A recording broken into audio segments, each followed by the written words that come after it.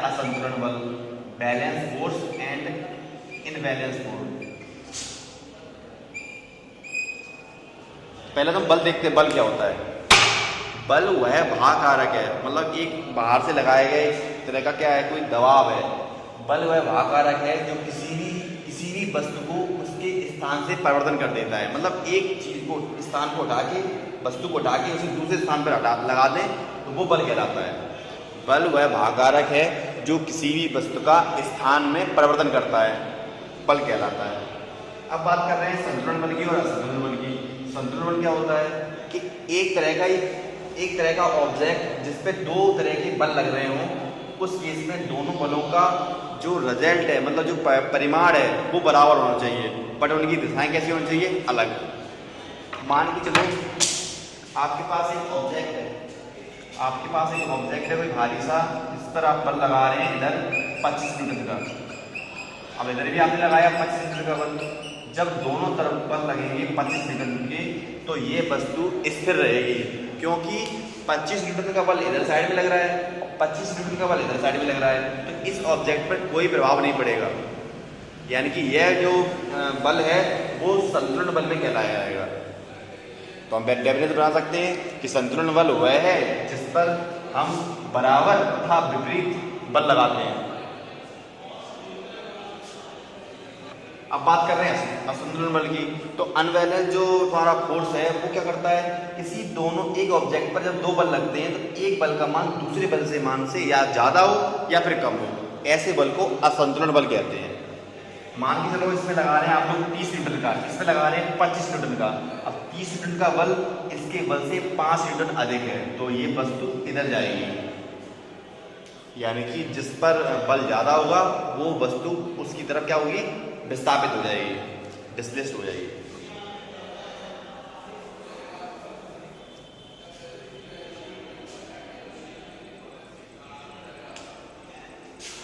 अब एक होता है आंतरिक बल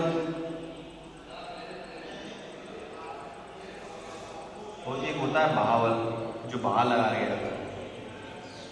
तो एक होता है इंटीरियर फोर्स, एक होता है एक्सटर्नल फोर्स। ये फोर्स क्या करते हैं, आंतरिक बल जो होता है वो आपका जो कितना भी बल कर लें हम, कितना भी उसके अंदर बल लगा लें, उस पर कोई प्रभाव नहीं पड़ता।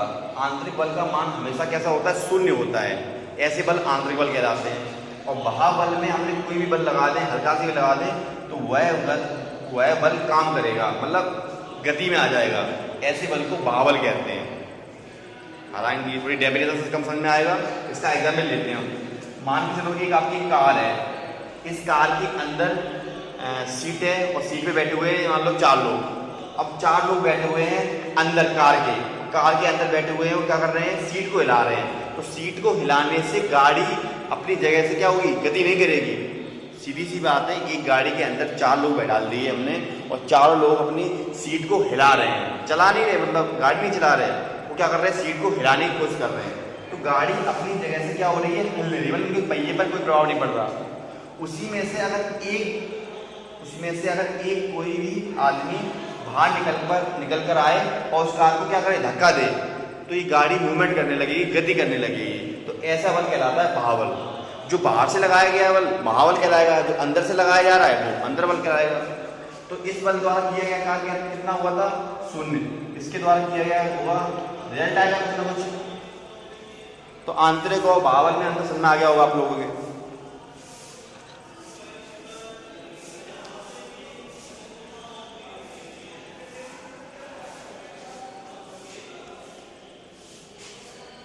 नेक्स्ट है आपका गुरुत्वाकर्षण बल, जो आप लोगों ने 9th में पढ़ा है। अब गुरुत्वाकर्षण बल क्या होता है, जैसा कि इसका नाम है, 2 वर्डों से मिलकर बना हुआ है।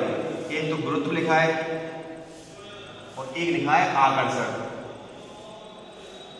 तो इन दोनों वर्डों को मैंने जब इकट्ठा किया तब बना गुरुत्वाकर्षण।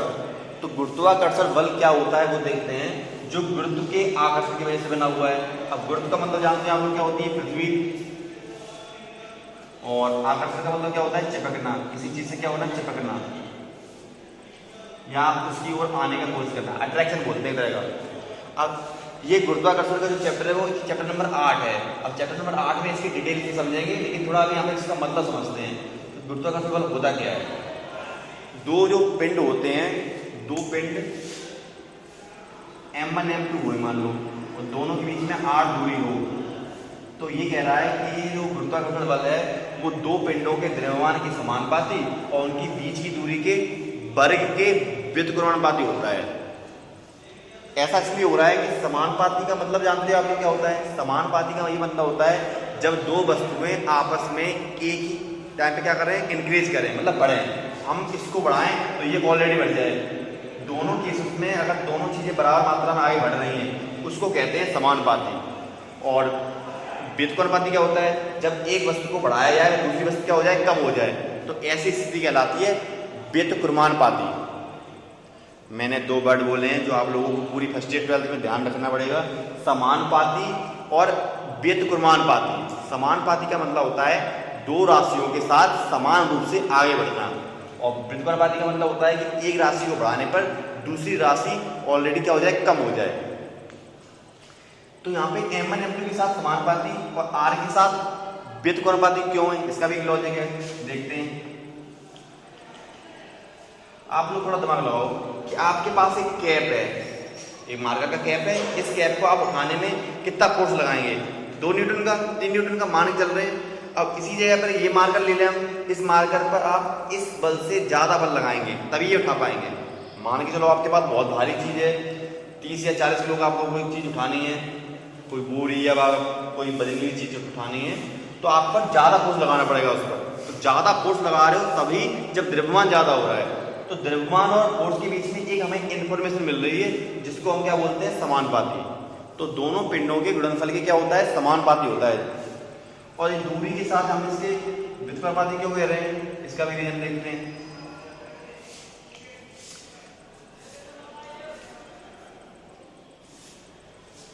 आप लोग जो जानते हैं, आपने तो देखा होगा जब घर पे कोई वो पीस जाते हैं, दौड़ पीसते हैं वगैरह कुछ पीसते हैं, तो उसमें आपका एक चक्का लगा होता है बीच में, और यहाँ पे होता है हत्ता। बीच में आप क्या करते हैं? बीच में घर के सब जो लोग होते हैं वो उसमें क्या डालते हैं? मान लो उसमें गेहूँ या कोई दरिया वगैरह डालते हैं, तो फिर क्या करते हैं? पीसता है।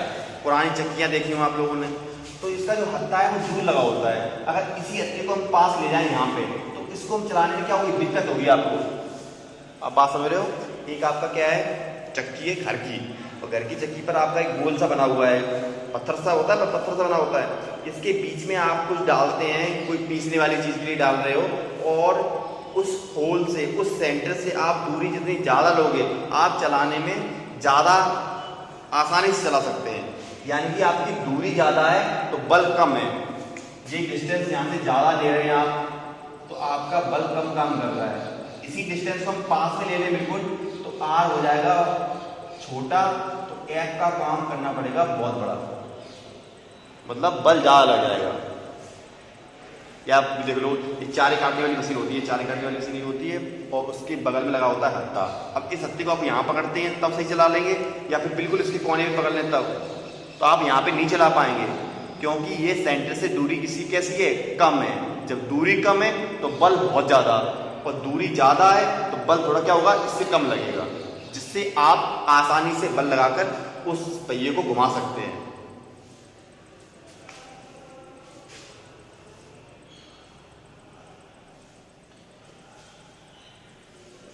तो इसे कंप्लीट करते हैं तो फिर ये हो जाता है गुरुत्वाकर्षण।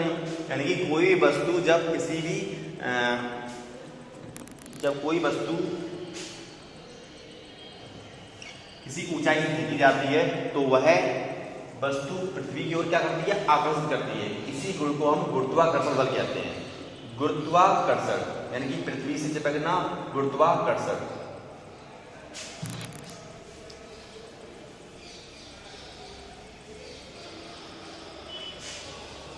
आपका एक बल और रह गया है, इसमें प्रेशर बल।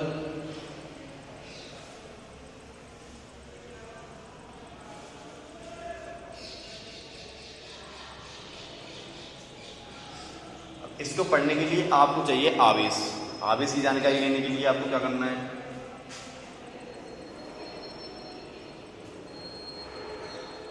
10th क्लास में आपने आवेश पढ़ा होगा। दो पदार्थों को आपस में रगड़ने पर उनमें आने वाले गुण को आवेश कहते हैं। हमने एक नॉर्मल काम करें जैसे हम, तो आपने देखा हो हाई स्कूल में, अगर किसी मार्कर को हम एक नॉर्मली किसी कागज़ से टच कराएं तो वो कागज़ टच नहीं करता, लेकिन जब इसे हम किसी से रब करा दें और रब कराने से ये पार्ट इससे क्या होने लगता है, कागज़ चिपकने लगता है। तो जो प्रॉपर्टी आ जाती है इस मार्कर पर, उसी को बोलते हैं आवेश।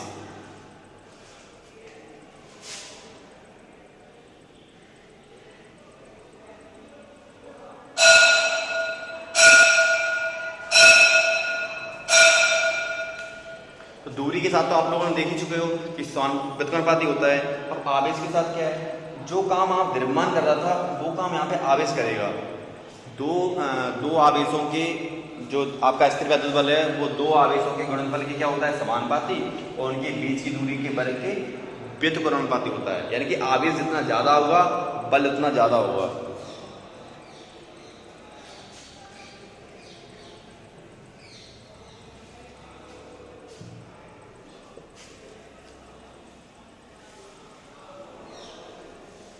तो चैप्टर फर्स्ट में कुछ इतनी जानकारी है और थोड़े कुछ मैथमेटिकल फॉर्मूले आएंगे, वो इसमें देखेंगे आगे चल के। चैप्टर सेकंड देखते हैं।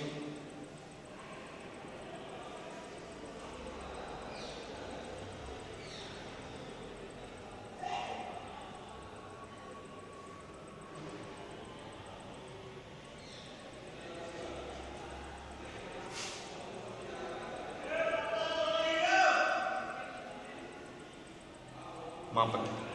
तो आपको पहले बता चुका हूँ, चैप्टर नंबर फर्स्ट आपका एक सिर्फ वो है जो आपको 9th और 10th में पढ़ने को मिला था, उसी चीज़ की हमें क्या हुआ है, रिवीजन हुआ है और कुछ खास नहीं था। तो सेकंड चैप्टर स्टार्ट करते हैं, आपका जो मेन चैप्टर है।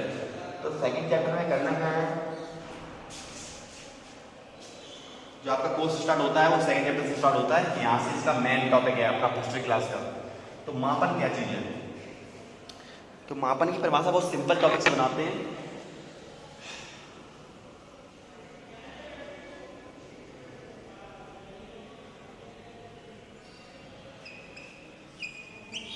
यानी कि किसी भी अज्ञात राशि को किसी ज्ञात राशि से तुलना कर दें, compare between unknown quantity and non quantity, it called measurement. तो मेजरमेंट एक ऐसा सिस्टम है जिसमें हम ज्ञात राशियों को, मतलब जो चीज़ हमें पता है उससे अननोन जो हमें पता नहीं है, उनकी दोनों की क्या कर देते हैं, कंपेयरिंग कर देते हैं। इस रिजल्ट से जो मिलता है उसे कहते हैं मापन। किसी भी अज्ञात राशि को ज्ञात राशि से तुलना कराने को मापन कहते हैं। एग्जाम्पल बेटर रहेगा इस समझने के लिए। मान के चल रहे हैं हमारे पास एक बहुत लंबी कोई सड़क है। अब इस सड़क की लंबाई हमें नहीं पता, हमने मान ली ये पॉइंट है कोई, इस सड़क की लंबाई हमें नहीं पता है। अब हम इसे क्या कह सकते हैं, अज्ञात, क्योंकि आपको पता नहीं है। जब आप एक पटरी लेके आएंगे, पटरी या स्केल या फीता लेके आएंगे और इसे नापना स्टार्ट करेंगे, तो आप नापने पे इसका रिजल्ट निकाल सकते हैं। तो आपके यहाँ पे पटरी कौन हो गई, ये पटरी जो हो गई उसे बोलेंगे ज्ञात, और जो जो आपको नापना है वो क्या हो गया, अज्ञात। इन दोनों की क्या हुई, कंपेयरिंग। कंपेयरिंग करने से जो रिजल्ट मिला वो कहलाएगा मापन। क्लियर हो गया। मापन एक ऐसी व्यवस्था है जिसमें आप जिसकी जानकारी नहीं है वो और जिसकी जानकारी है वो दोनों को आपस में इंटरैक्ट करा रहा है, मतलब मिलाने की कोशिश की, तुलना कराने की कोशिश की, जिससे हमें जो रिजल्ट मिला वो मापन है। समझ में आ गया होगा। आपको एक लाइन दी जाए, आपको बहुत लंबी से आपसे कहा जाए कि इस कमरे की लंबाई बताओ, तो इस कमरे की लंबाई आपको पता नहीं है, तो वो कौन हो गया, अज्ञात। अब आप उसे किससे नापेंगे, पटरी से या स्केल से या फिर फीते वगैरह से नापेंगे, तो वो वैल्यू जो है वो आपकी ज्ञात है। इसको आप उस लंबाई वाले कमरे पर रख रहे हो जिससे आपकी वैल्यू आ रही है, उसे कहेंगे मापन, मेजरमेंट बोलते हैं।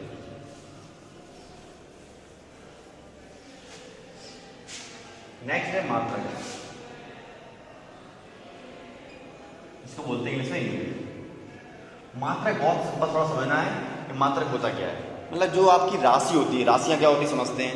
राशि आप लोग देखे हुए 9th क्लास में, जैसे लंबाई है, हम लंबाई हिसाब से कहेंगे लंबाई कितनी है, तो आप लोग क्या कहोगे, मीटर में या सेंटीमीटर में बोलोगे। हम कहें आपसे चौड़ाई, तो भी मीटर में बोलोगे। तो लंबाई, चौड़ाई, ऊंचाई, दूरी, ये सारी चीज़ें मीटर में ली जाती हैं, क्योंकि हम इसे समझते हैं कि ये चीज़ सारी मीटर में आती है, मेजरमेंट। और हम आपसे कहें ये आपका 4 मीटर हो गया, लंबाई हो गई, सीधी सी बात है। हम पहचान किसी की मैंने मीटर से, आपसे कह दिया जाए 4 रुपए हैं, तो आप 4 रुपए जो है वो क्या चीज़ है, कीमत है किसी चीज़ की। तो आपने इस 4 से मतलब नहीं लगा, आपने पीछे देखा रुपए, तब आपने आंसर दिमाग लगाया। अब आप हमसे कहें 4 किलोग्राम, अब ये 4 किलोग्राम लिखा हुआ है, ये आपका क्या है, द्रव्यमान है। आप हमेशा ध्यान रखें कि 4 आपकी संख्या नहीं मतलब हो रही, आप संख्या से नहीं पहचान रहे, आप पहचान कर रहे हैं किलोग्राम से। तो मात्रक एक तरह का आधार कार्ड मान लो आप, मात्रक एक तरह का आधार कार्ड है जो किसी भी राशि की क्या कर रहा है, पहचान करा रहा है। हम इंडियन पर्सन हैं, हम इंडियन पर्सन हैं, इसकी क्या गारंटी है, क्योंकि हमारे पास आधार कार्ड है, आधार कार्ड है, वोटर कार्ड है, जो डीएल वगैरह हैं, सारी चीज़ें हैं, वो हमारी प्रूफ हैं, आईडी प्रूफ हैं, जिससे हम इंडियन पर्सन हैं। उसी चीज़ को आप कंपेयर करके देखो कि मात्रक क्या है। मात्रक राशि का आई कार्ड है, आइडेंटिफिकेशन है, जिससे वो ये पहचान करा देता है कि ये कौन है। अगर हम आपसे कहते हैं 4 न्यूटन, तो आप ये कहोगे ये बल है, सीधी सी बात है। हमने आपने यहाँ लिख दिया 4 सेकंड, तो आपने क्या कह दिया, ये समय। तो आप सिर्फ इससे पहचान रहे हो। तो मात्रक की परिभाषा मैं बोल रहा हूँ, थोड़ा ध्यान से सुनें। तो किसी भी भौतिक राशि की, किसी भी भौतिक राशि की पहचान करने के लिए आप जो एक मानक मानते हैं, एक जो गैस मानते हैं, उसी को बोलते हैं मात्रक। Unit is the identification of the quantity which we measure the length, breadth, mass, force and etc.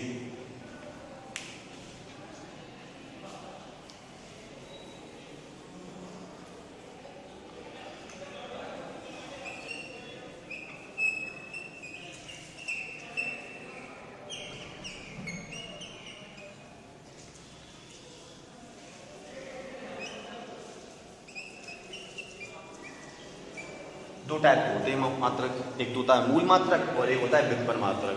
अब मूल मात्रक क्या होते हैं, हम सिर्फ ये आपको मैंने पूरी नोट्स वगैरह बनवा के पीडीएफ करेंगे और आपको बस इस वीडियो से समझना है कि क्या क्या बता रहे जा रहा है। तो मूल मात्रक क्या है, मूल मात्रक वे मात्रक होते हैं जो किसी की सहायता नहीं लेते, अपनी पहचान खुद ही करते हैं, अपनी पहचान खुद ही करते हैं, वो कहलाते हैं मूल मात्रक। जैसे लंबाई है, सात बताइए ये मूल मात्रक, जैसे लंबाई है आपकी और समय है, लंबाई, समय, विद्युत धारा, लंबाई, समय, विद्युत धारा, ज्योति तीव्रता,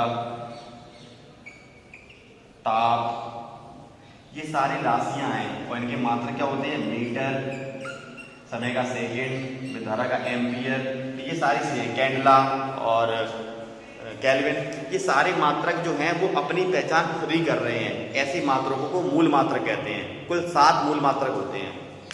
व्युत्पन्न मात्रक क्या होते हैं, ऐसे मात्रक जो मूल मात्रक की सहायता लेकर बनते हैं, उन्हें व्युत्पन्न मात्रक कहते हैं। जैसे हम आपसे कहें क्षेत्रफल, तो क्षेत्रफल का सूत्र क्या होगा, लंबाई गुणे चौड़ाई। अब मात्रक बनाएंगे क्या होगा, मीटर गुणे मीटर, तो बन जाएगा मीटर स्क्वायर। तो ये मीटर स्क्वायर है, इसकी हेल्प से बन रहा है। तो व्युत्पन्न मात्रक मूल मात्रकों की हेल्प से अपनी पहचान को बना रहे हैं, ऐसे मात्रक व्युत्पन्न मात्रक कहलाएंगे। ये बात होगी मात्रक की। अब इसी चीज में परिभाषा चेंज कर रहे हैं। आपसे कहा जाए राशियां क्या हैं, तो ऐसी राशियां जो किसी दूसरे की सहायता नहीं लेती, वो मूल राशियां कहलाती हैं। मूल राशियां, मूल मात्रक एक ही है आपस में। ऐसी राशियां जो मूल राशियों से हेल्प मतलब सहायता से बनती हैं, वो कहलाती हैं व्युत्पन्न राशियां। समझ में आ गया होगा, व्युत्पन्न राशियां मूल राशियों की सहायता से बनती हैं और मूल राशियां खुद ही पहचान खुद बनाती हैं। तो मूल राशियां, व्युत्पन्न राशियां, मूल मात्रक, व्युत्पन्न मात्रक।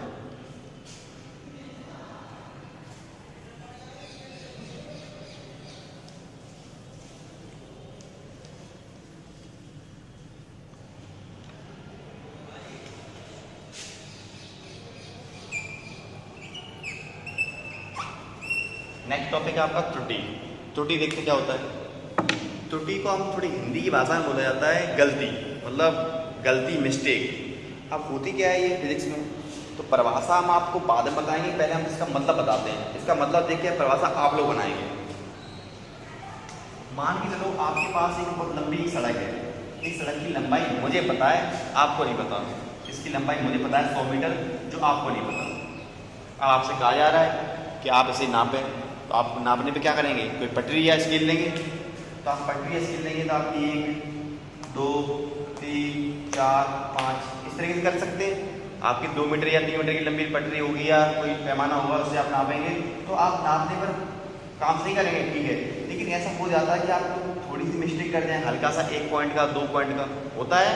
10th क्लास में आप लोगों ने पढ़ा हो कंस्ट्रक्शन में रचना वगैरह करते हैं, तो आपसे कहा जाए 6 सेंटीमीटर की लाइन करो, तो गलती हो जाती है 5.9 हो जाए या 6.1 हो जाए या 6 हो जाए, जरूरी नहीं है। तो या तो आपकी गलती कम हो सकती है या तो गलती बढ़ सकती है। तो ये चीज़ें वो हैं, वो एक जानकारी देती है।